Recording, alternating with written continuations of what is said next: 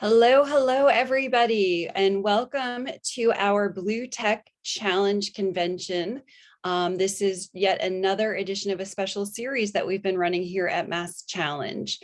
My name is Hope Hopkins, and I actually head up all of the accelerator programs here in the United States. And in particular, one of those happens to be in the Blue Tech space.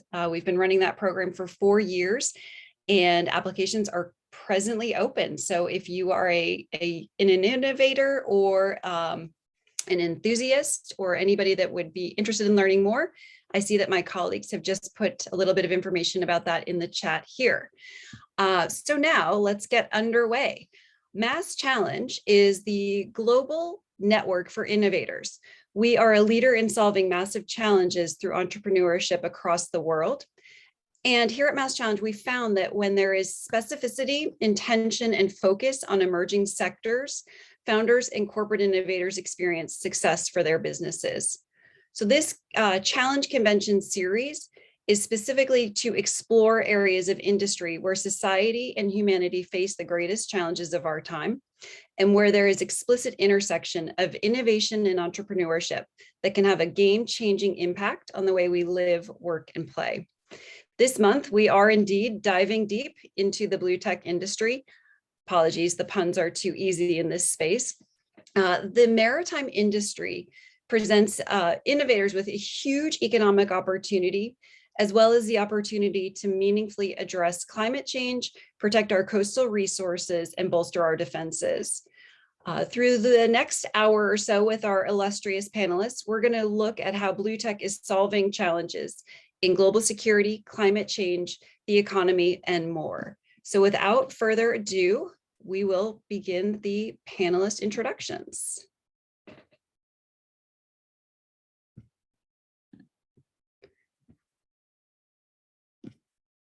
All right, perfect, great. So first up on the screen, Carl. Carl, go ahead and please introduce yourself. Tell us a little bit about where you're coming from, and then we'll move on. Thank you, Hope, and thanks to MassChallenge for hosting this event, and thank you to my fellow panelists for joining me today. I'm looking forward to the conversation. My name is Carl Goldman. I am in the National Oceanic and Atmospheric Administration within the National Ocean Service, part of NOAA, and within there, I am the US IU's Integrated Ocean Observing System Office Director. I have a few other hats. I also serve as the Global Ocean Observing System Regional Alliance Chair. I also was recently able to be a US delegate to the US UN Ocean Convention conference in Lisbon, Portugal. And I look forward to talking with you today, and I will be talking about our experiences within NOAA working to deliver ocean information using blue technology and applying that technology to meet societal needs. Amazing. Next up, we have Jay. Jay, go ahead. Thanks, Hope. And I represent the MITRE Corporation, which is a not-for-profit corporation that operates 6 different federally funded research and development centers for the government. So part of our mission is to bring good work to the government, to try to identify gaps in needs, whether that be filled by MITRE or by identifying a corporation, a startup, or some other entity that has that technology for the government. Our mission is really to make the United States and the world a safer place. And blue tech in economy is playing a huge role in that right now. Great, thank you. Nicholas, over to you. Yes, thank you. Thank you for having me on. I'm really excited to hear what everyone has to say and learn a lot. So my name is Nicholas Radford. I'm the founder and CEO of Nauticus Robotics. I started my career in spaceflight. I was at NASA for about 15 years and got the chance to deploy some robots to the space station and learn all about autonomous systems. And about 8 years ago, I started this company to take a lot of those technology concepts and deploy into the maritime environment. And so now the mission of our company is to create the most impactful ocean robotics company through the deployment of autonomous systems. And so we've been at this for quite some time. We've got amazing relationships from US government interests all the way through commercial. And right now we're building a robotic navy of both autonomous surface components and subsea robots. And so we've been at this for a bit and pretty excited, and we're taking quite a journey, and we'll be listed on the NASDAQ in about 4 or 5 days. We're going to hear more about that soon. Thank you, Nicholas. Tim, over to you. Yes, thank you, Hope. A pleasure to be here too. So I'm Tim, managing partner of TechPeer. We are a Hamburg, Germany-based venture capital firm, a fairly young outfit, and we're very specialized in our focus. We invest in the maritime logistics and supply chain management domain, but are very much focused on maritime shipping. The reason why we do that is that we very much come from shipping, so we have a high expertise and a lot of access to that industry, and that is basically our value add, next to the capital, obviously, that we invest, that we really know how the industry operates, how to create access to customers and partners within the industry. We are very much focused on the early stage, so pre-seed and seed. We can be, investors of all kinds, whether it's a lead, a co-lead, or a co-investor. We've done 6 investments so far, currently doing our 7th. So still, as I said, fairly young as an outfit, but growing quite nicely. Great. So I'm going to throw a few softball questions out there, and any of you can take these. And then I do want to just remind the audience, please, as questions come to your mind, you can throw them in the Q&A. And in a little while, we will also allow you to ask them live of these panelists. So the first question that one has to ask, especially working at MassChallenge, is what do you currently see? We'll go around the room so everybody gets a warm up here. Starting with you, Nicholas, what are you seeing right now that's most exciting to you in terms of innovation and technology specific to Blue Tech, besides your own company, of course? Well, thank you. And in general, there's this electrification of the maritime environment happening, much like we've seen in the terrestrial side, and especially a much more emphasis on autonomous systems. They obviously have quite a ways to go, and I think that we're going to find convenient ways to allow that judicious march in technology progression as it gets deployed in the maritime environment. But there's been a lot of success stories already, both at the surface and the seabed. But I've got really excited about, there's a lot of infrastructure. There's a lot of systems that are out there. The old hydraulic systems are giving way to the new electric counterparts. Personally, that's really, I think, great. It's going to have a tremendous change, and it's also a little bit of it's a little cognitive dissonance, because you have an entire architecture of commercial and government entities which are kind of a little flat-footed and have to draw in some new technologies and concepts, and it's a little it's challenging because the industry is not used to adopting new tech, especially maritime, in a very quick way. But unfortunately, tech changes at its own pace, and for us to actually utilize those concepts, we're also going to have some contractual innovation and adoption innovation that's going to have to follow. Great. Carl, I have to let you respond to that. Did I just get accused of being flat-footed? I'm not sure. So I was smiling because the explosion of technology advancements that come from defense applications and industry applications to operate in the marine environment is why we're succeeding at being able to measure and observe and then predict conditions and changing conditions. And so I'm excited about the explosion in autonomy, and I'm challenged by it. And so one of the tricks is, how do we modernize our own way of operating in giant bureaucracies and governments, and in partnerships and in contracting mechanisms, so that we can take advantage of technologies as they come on board. We have so many questions at so many timescales that need to be answered to help people with decisions to reduce risk, to improve efficiencies, to operate safely, and to feed ourselves. So We've got interesting frameworks within the US. The program that I'm working in has a non-federal federal partnership with 11 IUCE regions that are working as nonprofit organizations with academia and industry at the same time to find solutions. So that provides sort of a more nimble framework for testing and applying new technologies and figuring out this works, let's use it more. And then how we infuse those new capabilities into the broader systems and get away from long-standing systems of record type methods of operating, because if we do that, we might be buying into a specific solution that is going to be obsolete within 5 to 7 years at this point. And so I could talk about this all day, so I'll stop there and let you ask the others to chime in. Aside from responding, Carl, did you have a specific technology that you're deeply enthusiastic about or an area of focus? Sure. I think the explosion of autonomous sensors and then the reduction in costs and the mass production capabilities, we're getting economies of scale now to provide sensors at smaller scale in larger quantity, and the opportunity space there is very large. And so to have swarms of sensors getting information at a higher resolution to help our local communities deal with issues of the day. And the trick there is going to be how to build in the QA, the quality assurance and quality control and data management procedures that allow us to be confident in those data at a level of confidence that's good enough. That may not be what we've been used to in the past, but when you have more observing capabilities at a lower cost, you might be able to accept a little bit of more uncertainty in the values of those data. Great.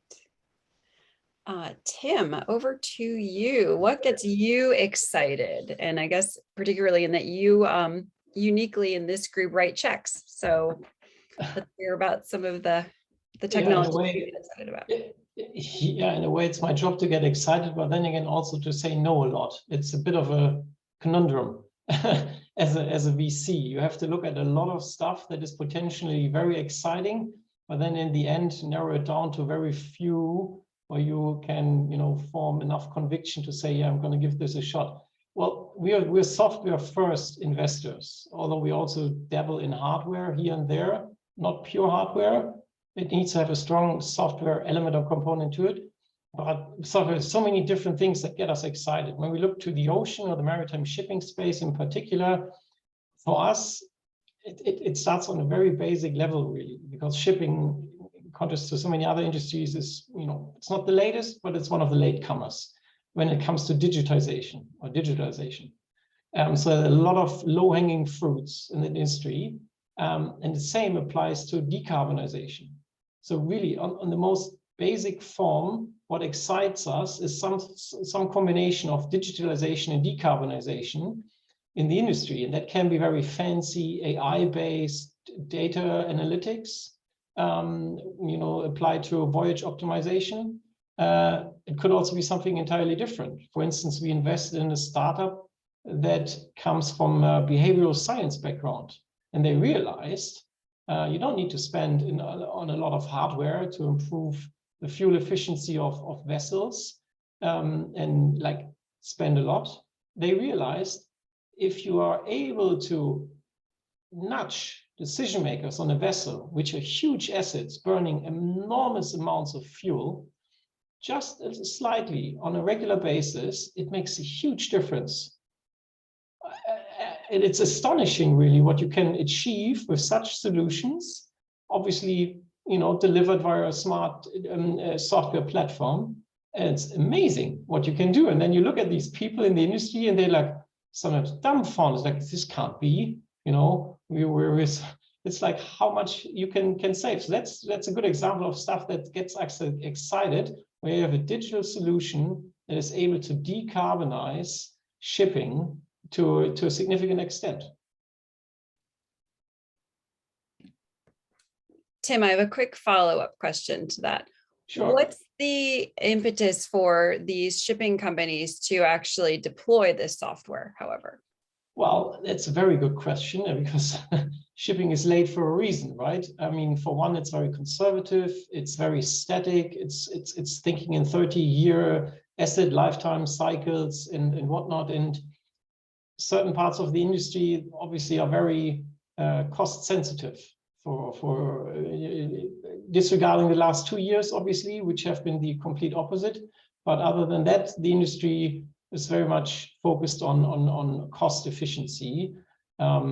So yeah, it's definitely not easy to sell new fancy tech into this industry. But the industry actually is under enormous pressure, from supply chains to decarbonize, from the regulators to decarbonize, from all over. And they realize data is one very, very crucial element, if not the most crucial element, to deal with these challenges. Obviously, they need to invest in hardware innovations a lot, fuel-wise, engine-wise, ship design-wise, and all of that, which will be very capital intensive, but just as much as a lot of efficiency to be gained when you look to software and data. This is, for instance, why we invested in one of your alumnus companies. Probably more about that later. An analytics provider that helps optimizing supply and demand in bulk shipping. Where again, obviously it's commercially driven, but the net benefit is also very much to be measured in terms of emissions that you save. Thank you. We'll let you plug freight flows in a moment. Jay, last but not least, you see it all between MITRE Corporation and the MITRE Blue Tech Lab. What's exciting to you? Well, I was going to start off with the MITRE Blue Tech Lab. Thank you for bringing that up. We are invested heavily in the blue tech area and the whole blue tech economy. MITRE is building or repurposing an old ice tank, which will become one of the largest New England test tanks. But we're doing so in collaboration with MassChallenge, with the University of Rhode Island, with Woods Hole Institute. And I think what excites me the most about these opportunities, Hope, is that we're starting to see a breakdown in, let's call them cylindrical centers of excellence, right? We're breaking down the silos. We're seeing more collaboration with universities, in industry and nonprofits and different organizations like MassChallenge, where cooperative efforts that didn't exist maybe 5-10 years ago are now almost the expected. So that is pretty exciting to us. Some of the work that we're doing to investigate how do you sustain maritime resources for the use of entire communities, right? So who is using the resources? Is it legacy industries, fisheries, lobstering? And how do you balance that with wind power and NOAA's regulations for the right whale safety? Just being involved in all of this, as well as the defense angle and bringing better fidelity to the ocean. You know, my counterpart, Nick, always uses a Bob Ballard quote, is that we have better maps of Mars than we do the ocean. So working on challenges like that. I think Mr. Ballard's working on solving that for us at this very moment. Absolutely. Great. So you all hit on a couple of themes, and we're here really to discuss how the ocean is supportive of climate and certainly bolstering our defenses. For those of you watching, Nick is actually joining us from ONS. So we're thrilled to have him here, but very sociable place to be right now. But in terms of climate, what's really, and maybe I'm going to put this one over to you, Carl, because I know that a lot of your work in the context of sensors is monitoring coasts and things of that nature. What's the 5-year vantage point, and then what's the sort of North Star for what innovation in this realm can do to drive climate change? I got to ask you to clarify. Sure. So in lot terms fun of things with the way you near ended term, that question. near term, we And, have some pretty significant decarbonization goals that are being set. So based on some of the technologies that you're seeing today, how feasible will it be to meet those goals? And then certainly as you look out at the North Star, like what do you think is ultimately the winning mixture? Yeah. My short answer is going to be, I don't know. And I'm not as much of an expert as I would like to be. And I want to learn a lot more about carbon dioxide removal and mitigation techniques and what their impacts are going to be. The promising technologies that I've been able to see glimmers of in my work have been really interesting. And so, you know, macroalgae growth as a technique, and then how you use that to take carbon out of the system.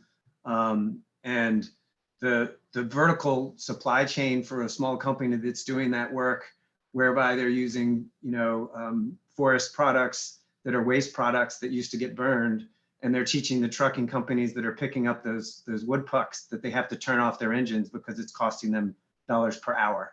And so their entire business model is going to infuse lessons learned throughout the whole supply chain, and they're going to go into electric, you know, non-carbon based shipping to ship the materials for what they're doing as a part of their work.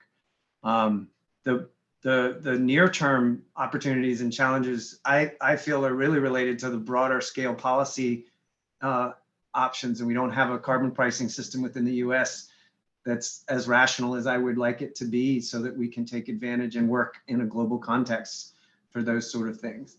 And so I don't know. We've got long-term monitoring capabilities to be able to understand the changes in the climate and the regime shifts, and some of those are so big and consequential that that's the area that I'm a little bit more in understanding of, in terms of versus the bigger question and the North Star question you asked me. And so that's not really my area of expertise. So I don't want to conjecture too far on that. Fair enough. Thank you.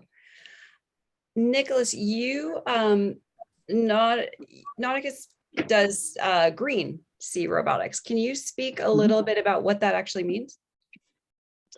For sure. And yeah, so the maritime environment's got quite a bit of boats and vessels, and I'm sure, as Tim is probably going to point out, like 3% of global emissions are from shipping, and there's a substantial amount of emissions tied to actually working offshore as well. And so there's thousands of offshore service vessels, and so what we're targeting is really reducing the amount of vessel days required when you're working in the subsurface.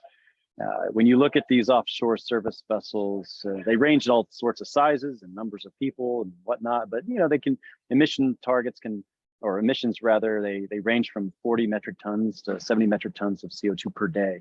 And so if you take out that on the aggregate of the industry, you know, you're talking a significant amount of effective cars, you know, I mean, 1 million cars a year or so. And so what we're targeting is how do you reduce vessel days on hire? So what we've looked at and what we're deploying and commercializing a bunch of, as Jay will probably like to hear, you know, a lot of stuff developed for the Defense Department in the maritime area. Now we're commercializing out, how do you use autonomous systems to do work underwater that do not require such a heavy topside surface expression? And so we've attacked that in a couple of different areas. You know, get rid of the umbilical, get rid of the hydraulic infrastructure, and deploy a system that has a long duration autonomy associated with it. So that's kind of what we're doing, and I think it's, you know, it's a pretty exciting time because, you know, the market commercially typically moves on 3 typical forces, right? The social force, the economic force, the technical force, technology force. And so for the first time, technology is kind of getting to the point where we can sort of dream up these concepts and then put them into motion. And economically, you know, these offshore service vessels are $100,000, $200,000 a day. Any time you can save. So there's a lot of incentive for people to want to see this cost reduction. And then socially, there's tremendous pressure to reduce the amount of carbon that we are using during these operations. So it fits really nicely with what our company objectives are. So that's why, you know, and we're deploying fully electric robotic systems, and which is a huge change in the offshore industry. And so we're we're trying to, build a coalition of the willing, and we've garnered some significant investment, and obviously we've been supported from government interests. I say government interests because a lot of our customers in the DoD sphere are confidential, and so it's really helping us mature the technology. And Carl mentioned something earlier. I always view the government as this really early adopter, because they say, hey, that didn't quite work right. Here's some more money. Why don't you try it again? And that's really important in new tech development, and especially on the innovation side. And for me, innovation means inventing something and commercializing, right? We don't just invent for invention's sake. It really needs to have that end commercial purpose, and that's what we're doing. Great. And you sort of started to transition the conversation a bit into the defense realm. And I know, Jay, that's an area you play well in.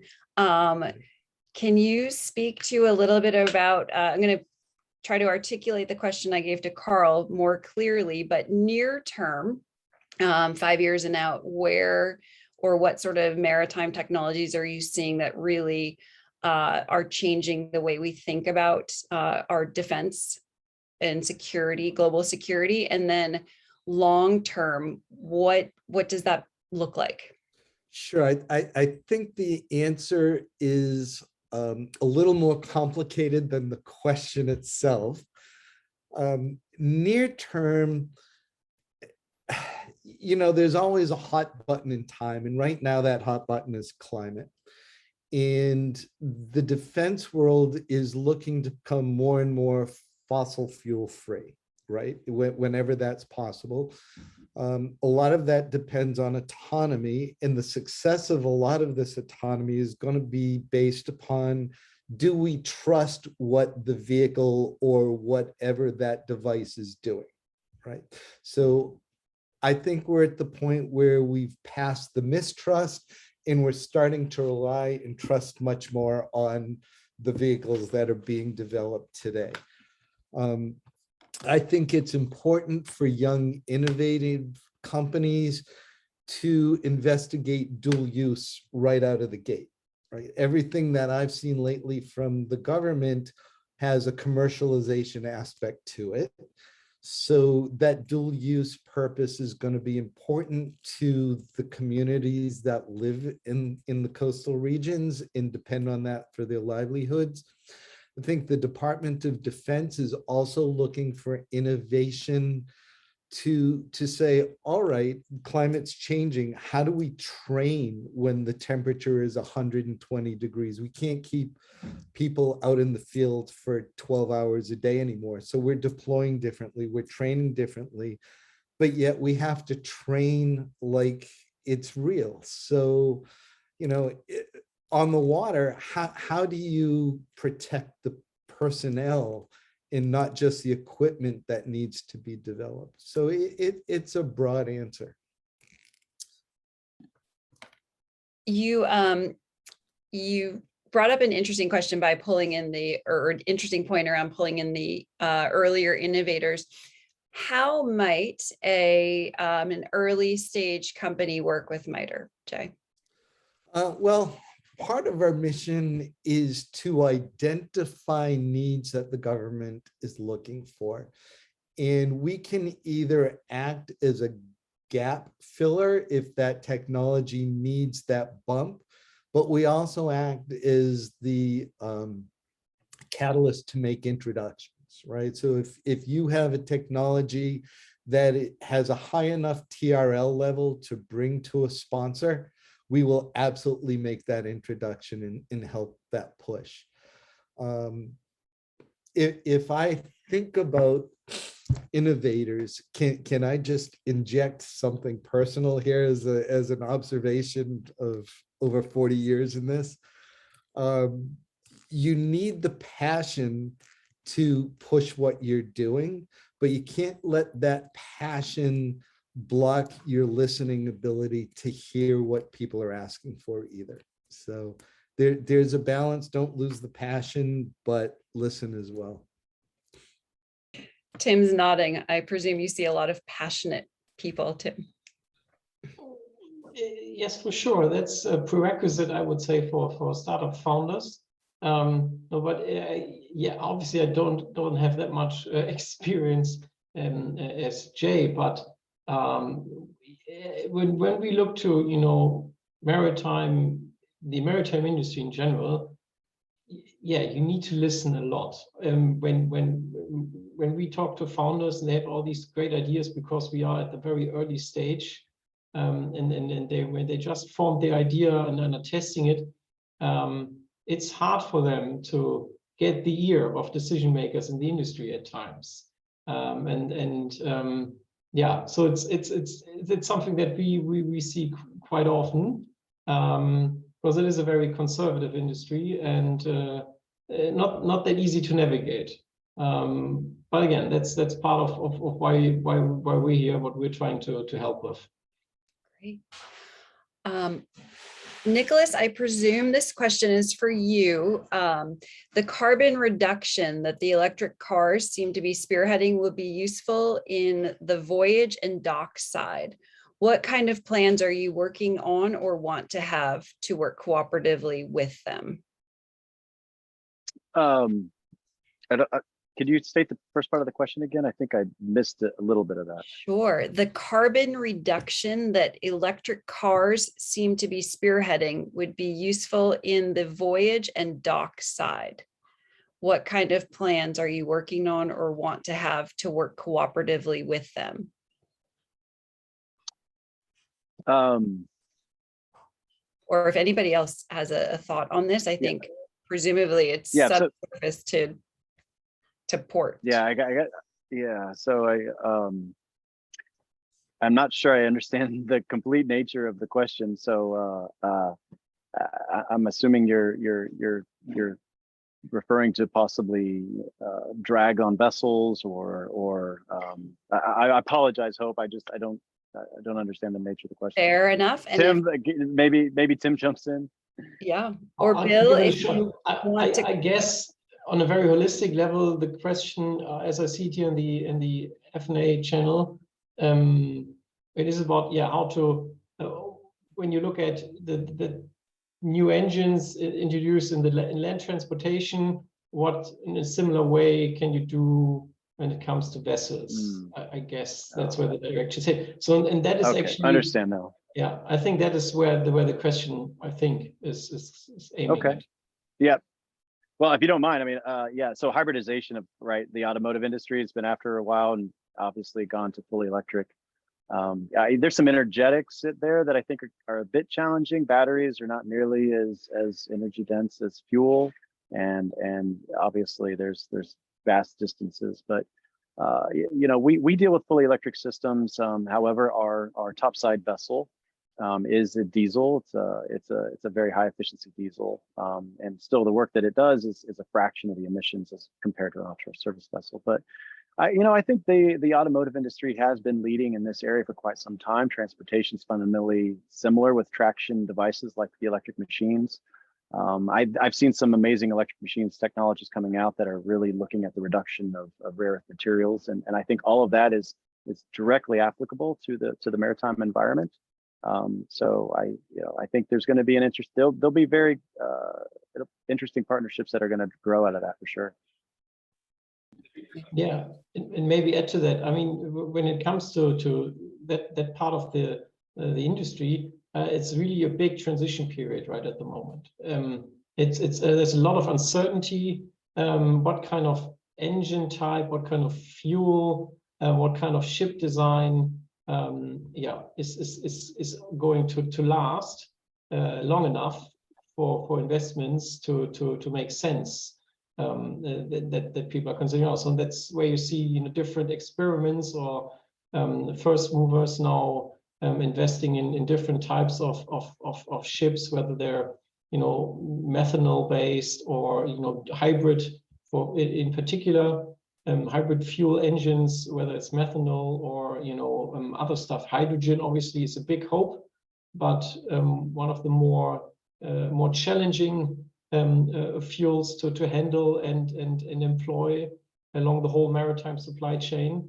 But yeah, it's a big transition period that we're currently seeing when it comes to, and you won't see electrification of large vessels. You may see it in very regional small, definitely passenger ferries. That's fine. Tugboats already happening, but large vessels, not at all. There are few cases out there that have some interesting concepts around even that part, but you won't see electrification of big vessels.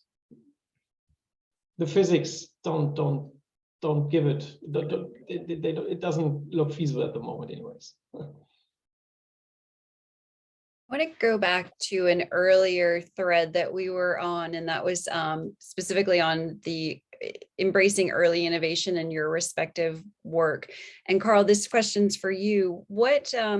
How might an early stage company or any sort of scaling founder work with iOS? And what sort of challenges are you soliciting innovation for right now? So my remit in the Integrated Ocean Observing System is to work across all the federal agencies that are doing coastal ocean observing in the ocean, coast, and Great Lakes. So in some cases, it's keeping an eye out for the opportunities for funding and grants and technology transition type programs in all of the different agencies, like National Science Foundation, like NASA, like NOAA, like the US Geological Survey. And we have different sort of timescales and technology readiness level niches in there. So Science Foundation's more basic research. And on the applied side, within NOAA, I think one of our challenges for a company is to understand what are the service areas that we're looking to improve. And I feel like in general, the ocean and coastal arena for predictions and information services is a few decades behind the meteorological side, for instance. But we're seeing a growing ocean enterprise of companies. And we did a study in the US in 2015 and did it again in 2020 and went from 514 to 815 companies, from 7 billion to 8 billion in revenues in that time frame. So there's a huge growth in the number of companies. And I think the blue technology clusters and innovators and incubators around the nation geographically are places for companies to get connected with, because folks like MassChallenge, like your work that you're doing, are going to be trying to help companies find those opportunities. And then within the government side, what we're trying to do is have more frequent engagements and figure out what are the repeatable processes that we should be using to communicate and give signal to the service areas we need improvements. Because if we can communicate with a little bit longer lead time, the 2, 3, 5 year improvements we need in tech, then the companies and the innovators can come to the table and bring solutions. And I have small scale experience with that, where we don't want to do some type of sampling for harmful algal blooms, but the ship time and weather conditions make that difficult. And if you add autonomy to the mix, you can start to crack that nut of a problem, if you will.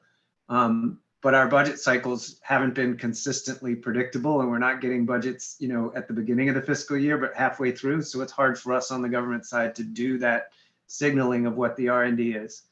So my solution for that is be unafraid of talking about that challenge, convene with the groups of innovators that are nonprofit, academic, private, and government, convene conversations, and then how to have those conversations so far has been try to have an ongoing dialogue, build on that, figure out where the pain points are in terms of information is not getting out when it needs to, figure out how to make sure the funding opportunities are being communicated in advance as much as possible. And, sort of build a collaborative ecosystem of participants so that we know what the innovation needs are and we can get the R&D angle towards that. Great. Thank you. Nicholas is our resident entrepreneur in the room. What in 8 years and about 3 to 4 days away from NASDAQ, what are some of the challenges and obstacles that you have faced in that tenure? Oh my gosh, do you guys have another couple of hours?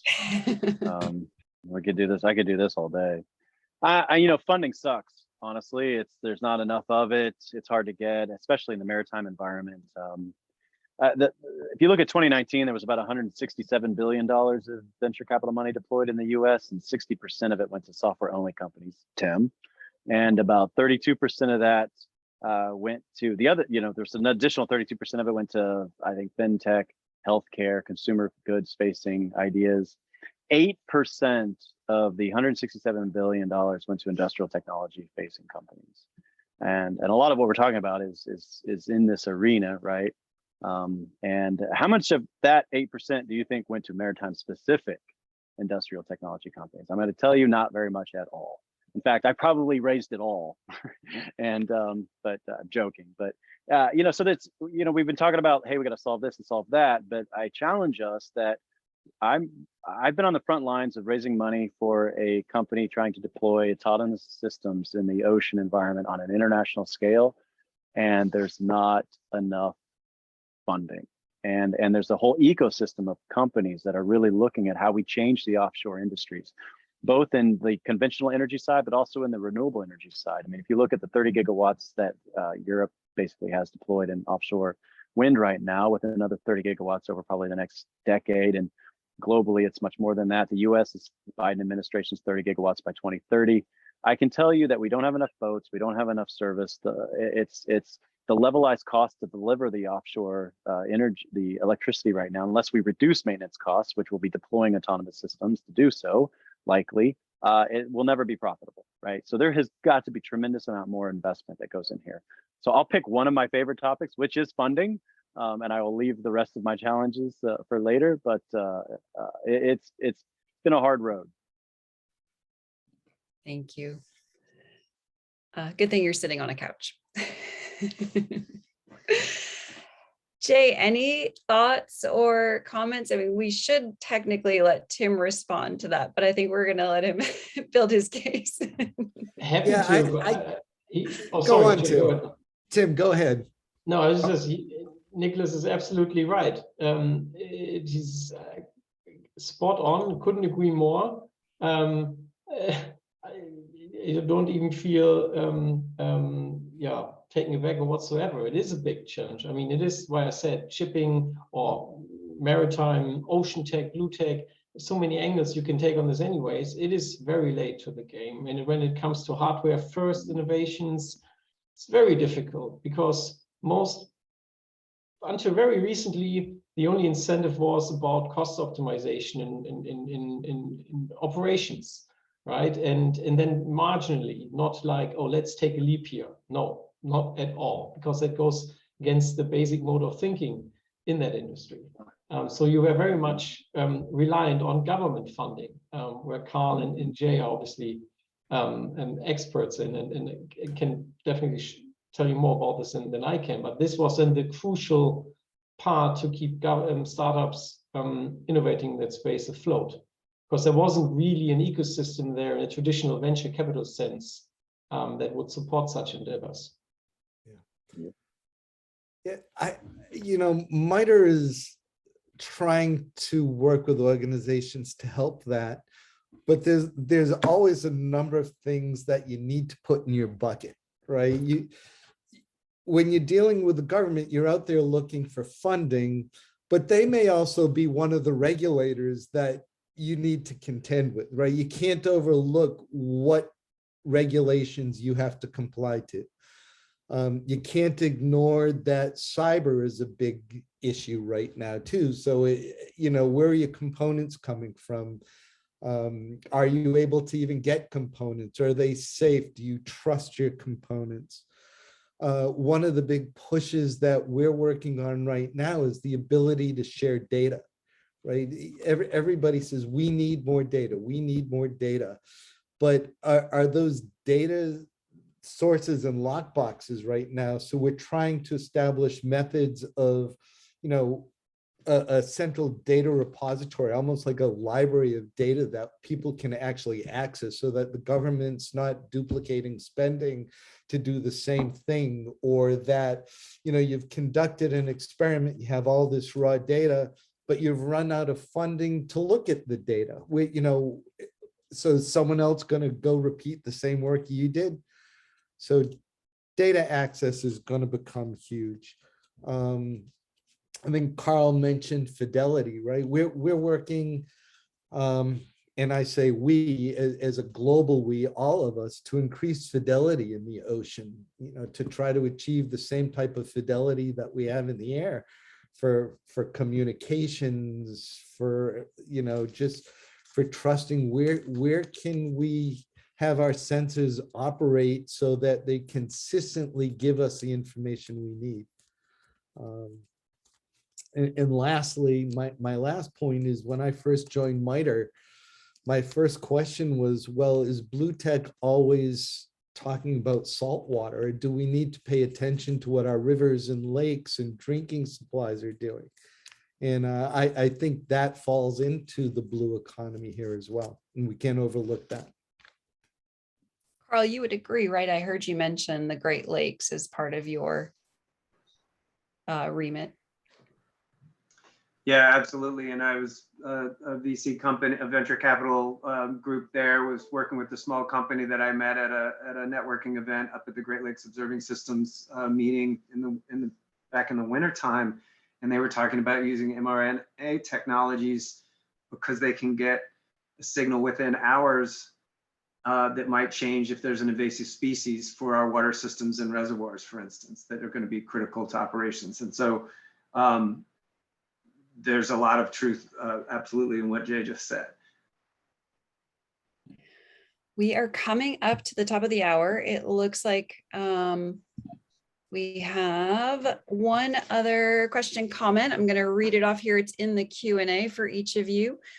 You have values for coastal cities and others with water for transport.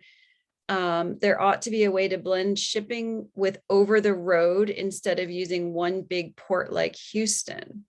Ironic if Musk ships his cars using the cars for propulsion. Any response to that or any commentary there? I don't know if this is directly related to that, Hope, or not, but when we're talking all about this, we need ways to distribute power, right? We either have to set up a system of microgrids to support all of this, because the current system, the current grids can't support everything we anticipate doing down the road. So there's value in that, but you know, we're a global economy. We rely on our ports, and I don't see that. You know, what's the alternative? Air freight, and that's not helping anything either. Yeah, great. All right, so as we wrap up here, I just want to do a quick round the robin on what you're most bullish about when you think about blue tech. So we can start with Tim. Sure, happy to. Well, blue tech in particular, I'm very much bullish on any kind of solution, hardware or software, that is a net benefit to, or a net contributor to reduce emissions when it comes to anything that happens on the ocean in particular. So that's really stuff that gets us excited, whatever that may be. Great, thank you. Carl. I don't want to be limited. I'm bullish on the demand side for ocean information and analytics. It's growing in a very fast pace. And therefore, I'm bullish on all the blue tech we need to understand and provide information and predictions.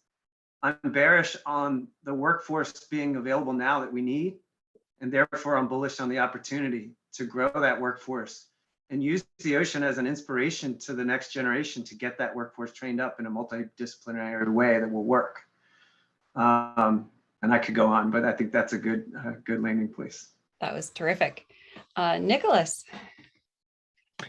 I'm bullish on the industries. I mean, the blue economy is growing probably double by 2030. It's growing faster than the general economy, and you know, it's gonna, I think, better utilizing it's going to solve some interesting problems. I mean, we're overfishing the oceans tremendously now. I mean, I think if we kept the same rates, we'd deplete the usable stores of fish in the next 40 years, right? So sustainable aquaculture and fish farming is going to have to be, it's going to have to flourish. We're going to have to use it in a very profound and sustainable way. And then, I mean, I think if we think we're going to get through this energy transition without picking up a few rare earth minerals off the bottom of the seafloor, we've got probably some other things to think about. You know, there's more rare earth material on the bottom of the seafloor than all 7 continents combined. So I think there's some interesting industries that are just starting to scale at a pace that are going to solve some very, very big challenges, and we don't have anywhere near the infrastructure to even take advantage of those yet. Absolutely. Jay, that leaves you. That leaves me. I think a couple of things. One, we're pretty bullish on harmonizing the users of the maritime resources, right? So how do you cooperatively use all these researchers and users to get along? And I think we need to break down some barriers for sustainment purposes. We're bullish, and I'm bullish on the carbon capture things. I'm a little concerned with carbon credits being used for marketing purposes, and I'd like to see some more reality brought to that in a deeper understanding. So. Great. Thank you, one and all. This has been terrific. I know that Madison is going to join us back here any second now. There she is. So thank you, panelists. Thank you for everybody that participated. And Madison, over to you. Awesome. Thank you so much, Hope. And thank you so much, Nick, Tim, Carl, and Jay. This was a really wonderful panel discussion. We're excited to dive into Blue Tech. And Hope, before I take it away with closing remarks, I'd love to actually invite you back on here and flip that last question on you. Because you have been such a leader in the Blue Tech space, especially in Rhode Island and with our programs and gearing up for the Blue Tech Sprint program. What are you feeling bullish about in the industry? That is really hard. So much of it, because we're so fortunate to see such a wide array of technologies. But I think the autonomous vehicles are fascinating just because they are, and robots are really amazing. And certainly you heard the impact that they're able to provide in the discussion today. I'm looking at Blue Tech as truly an economic frontier for opportunity for the generations to come. And it's really great when opportunity intersects with, things that are ultimately good for the planet and good for the humans and future generations. So excited to think that my children will enter into the potential future workforce of work that is meaningful and doing good for survival. And it looks like lost Madison. So with that, thank you all for joining us, and we'll see you at the next challenge convention.